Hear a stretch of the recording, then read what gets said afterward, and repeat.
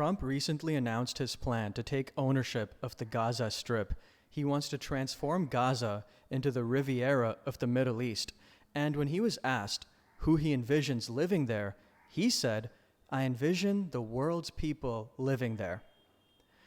And he not only wants Gaza, he also wants Greenland, he wants to buy Greenland, and he wants to make Canada into the 51st state of America. And this isn't very surprising because during his inauguration speech, he did declare that America will once again consider itself a growing nation that expands its territories and pursues its manifest destiny. During the speech, he also said that he would be renaming the Gulf of Mexico to the Gulf of America. And when he said this, you could see Hillary Clinton laughing in the audience. So why does Trump want all these places?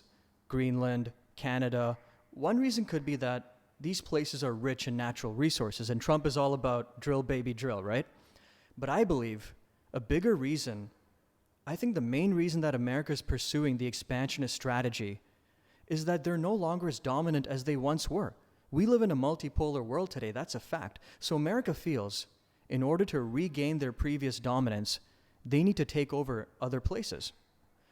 And even though America today is still the richest country in history, they are no longer the only superpower in the world. America feels threatened by the rise of China. America views China as an existential threat. So America feels in order to compete with China, they need to take over other places. They need to conquer other countries. But that raises two questions. My first question is the expansionist strategy a good strategy? It worked in the past. It worked very well in the past. There's no doubt about that.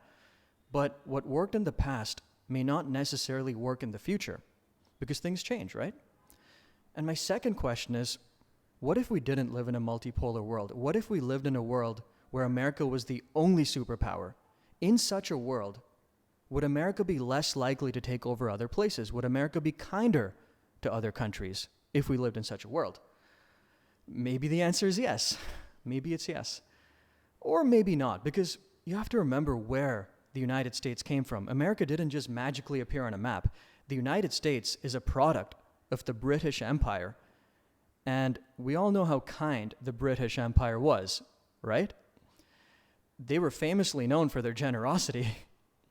Look, the bottom line is that every country in history has always acted according to their own interests, according to their own self-interest. So why should America be an exception? That wouldn't make any sense.